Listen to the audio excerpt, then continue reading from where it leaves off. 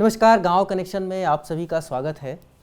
जैसा कि हम सब लोग जानते हैं, इस समय कोरोना के डर से पूरे देशों में हाहाकार मचा हुआ है। लाखों लोग प्रभावित हैं और हजारों की जान जा चुकी है।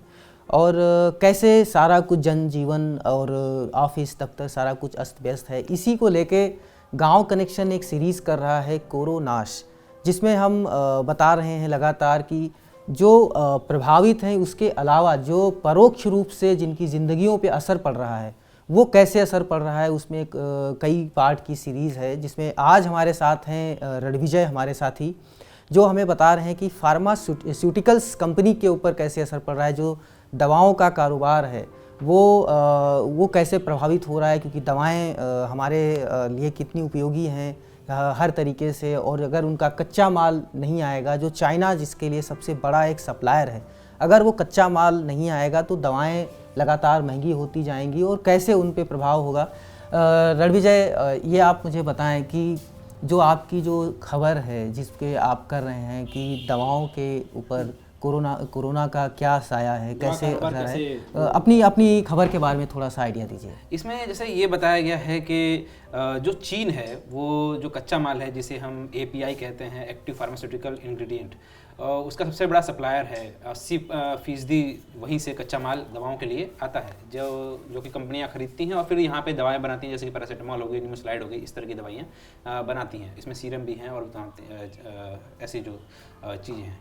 हो क्या रहा है कि वहाँ पे लॉकडाउन हो गया है, सबसे ज़्यादा असर है चीन में, तो सामान वहाँ से आ नहीं पा रहा है। वो जो सप्लाई जो चेन है वो बाधित हो गई है।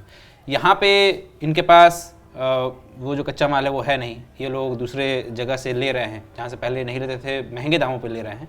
उसकी वजह से क्या हो रहा है कि अभी फ़िलहाल में जो थोक बाज़ार है वहाँ तक जो दवाइयाँ हैं वो महंगी दवाइयाँ पहुँच रही हैं। जैसे मैं आपको बता दूँ कि पैरासीटामॉल एक टैबलेट है जो बनती है, उसका जो कच्चा माल है वो 265 रुपये किलो जो चीन से आता था। जब तक ये अभी ये सारी जो कोरोना वाला जो सीन था, जब तक नहीं क्रिएट हुआ था, तो 265 रुपये किलो आ रहा था।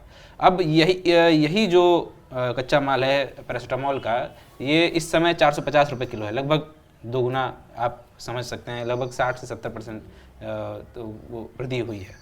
इसी तरह निमोस्लाइड का है, वो 500 रुपये किलो बिक रहा था, अभी 1500 रुपये, 3 गुना का वो है।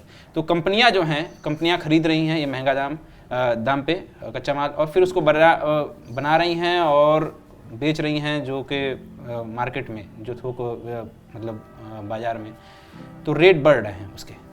मैं ये जानना चाहूँगा कि ये माल महंगा कैसे हुआ। क्या सबसे ज़्यादा चीन से आ रहा था, चीन से सस्ता माल आ रहा था और दूसरे देशों से खरीदने वो महंगा हो रहा है, ये क्या है, इसका गणित क्या है? इसका गणित ये है कि मैंने जैसे अभी बताया कि 80% चीन से ही हम पूरी तरह से वो निर्भर हैं कि वहीं से सारा माल आएगा। अभी हम आत्मनिर्भर नहीं है API के क्षेत्र में, खासकर ये कच्चे माल के क्षेत्र में हम आत्मनिर्भर नहीं हैं, दूसरे देशों पे हम निर्भर करते हैं। इसमें चीन सबसे ज़्यादा अपना प्रभुत्व रखता है, जहाँ से 80% सामान आता है, क्योंकि वहाँ पे ये देखने को मिल रहा है कि वुहान जैसे एक जो शहर है, वहाँ पे काफ़ी ये मतलब ऐसी फैक्ट्रियाँ हैं जो कि बंद हैं फ़िलहाल में, तो उसका भी असर है।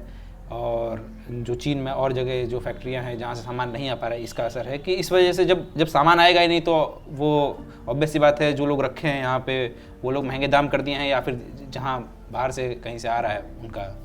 मैंने देखा कि आपने अपनी इस खबर के दौरान कई लोगों से बात की है, जो फैक्ट्रियों वालों मालिकों से बात की है। तो ये जो चूंकि दवाएं तो भी प्रिंट रेट पे बिक रही हैं, अब क्या है कि ये जो महंगाई है वो कस्टमर के ऊपर कैसे बोझ डालेगी। एक तो दवाई नहीं मिल पाएगी, फिर वो दवाई महंगी होगी, वो कैसे कब से इसी को ध्यान रखते हुए सरकार ने क्या किया है, जो ये सारी जो चीज़ें चल रही थी, सरकार ने भी एक कदम उठाया है कि 26 जो दवाइयाँ हैं, जिसमें बहुत ज़रूरी दवाइयाँ हैं, पैरासीटामॉल हो गई और तमाम कुछ एंटीबायोटिक्स हो गई, तो इस तरह की दवाइयों को उसने निर्यात पर रोक लगा दी, मतलब कहीं और आप नहीं भेज सकते हैं, वो देश में ही रहेंगी।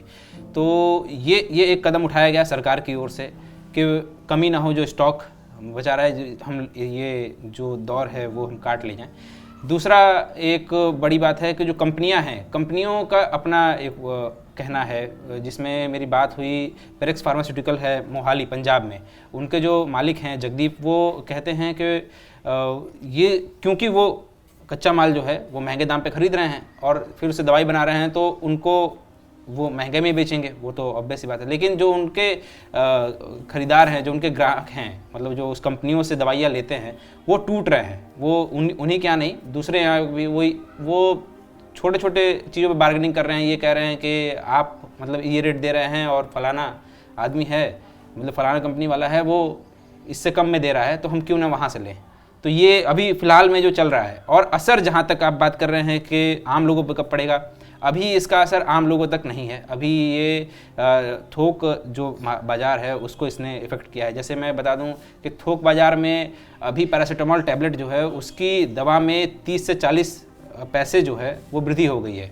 अभी अगर सिप्ला की 5 रुपये 30 पैसे जो आती थी, वो 5 रुपये 70 पैसे इस समय हो गई है। ये थोक बाज़ार का रेट है जो आपस में ये लोग ले रहे हैं। लेकिन अभी वो MRP पे चेंज नहीं हुआ है। लेकिन अगर ये ज़्यादा दिन तक खींचेगा तो उसका असर MRP पे भी देखने को मिलेगा। तो मतलब ये है कि जो चेंजेस आए हैं, अभी वो थोक बाजार से जो दुकानदार है वो घाटा सह रहा है, लेकिन ये धीरे धीरे उसने स्पंज किया है। जैसे कि वो जो मार्जिन था अपना फायदे का, वो स्पंज करके कुछ अब वो फ़ायदा ले रहा है। लेकिन अब जब ज़्यादा दिन तक चलेगा तो कब तक ये खींच पाएंगे ये अपने में। जी बहुत बहुत शुक्रिया रणविजय। तो ये हमारे साथी रणविजय बता रहे थे कि कैसे जो दवाएं हैं वो उनका जो कच्चा माल महंगा होने से वो दवाएं महंगी हो रही हैं, उनकी शॉर्टेज हो रही है, और कैसे लोगों को दिक्कत एक आने वाली है अगर ये कोरोना का थमता नहीं है, ये जो वायरस है इसका प्रभाव रुकता नहीं है।